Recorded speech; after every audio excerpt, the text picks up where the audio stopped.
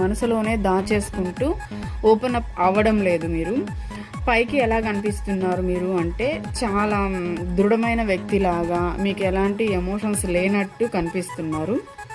చాలా హ్యాపీగా మీ చుట్టుపక్కల వాళ్ళతో ఉన్నట్టు మీరు అయితే పోర్ట్రే చేస్తున్నారు. బట్ ఇన్నర్గా మీరేంటి అంటే ఈ ఎమోషన్స్ని అన్నిటినీ లోపల పెట్టుకొని ఎలాంటి సంతోషం కూడా లేకుండా పైకి చూడ్డానికేమో గాంభీర్యంగా కఠినమైన మనసున్న వారిలాగా కనిపించడం అనేది మీకు చాలా బర్డన్గా ఉంది.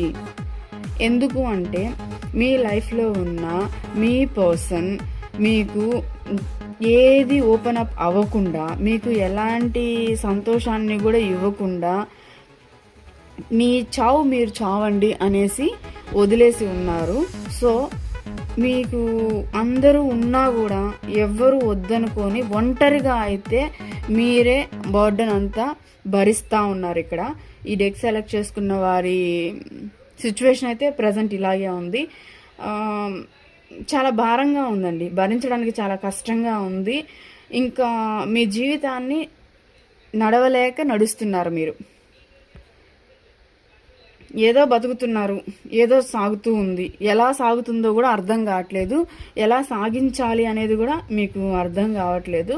మీ పర్సన్ పట్ల కానీ మీరున్న ఒక జాబ్లో కానీ ఎక్కడైనా సరే మీరు అలసిపోయారు, విసిగిపోయారు. మేనేజ్ చేసుకొని ఎంతో సర్దుకొని చాలా అలసిపోయారు. ప్రస్తుతం అయితే వెయిట్ చేస్తున్నారు అనమాట, ఎదురు చూస్తున్నారు. ఇంత చేసి ఇప్పుడు ఏం చేయాలో అర్థం కాక, ఎలా పోవాలో తెలియక నిలబడి చూస్తూ ఉన్నారు. దేనికోసం అంటే మీ పాస్ట్లో ఏదైతే జరిగిందో ఆ పాస్ట్ పర్సన్ మీ లైఫ్లోకి వస్తారా రారా అని చెప్పి, మీ లవ్ సక్సెస్ అవుతుందా లేదా, మీకు రీయూనియన్ ఉందా లేదా, మీ పాస్ట్ పర్సన్. నేను అబద్ధం చెప్తున్నాను అనుకుంటే మీరు కార్డ్స్ చూడండి. ఇక్కడ మనం చెప్పేది ఏమీ ఉండదు, యూనివర్స్ మనకి ఇచ్చే ఆన్సర్స్ అన్నమాట ఇవి.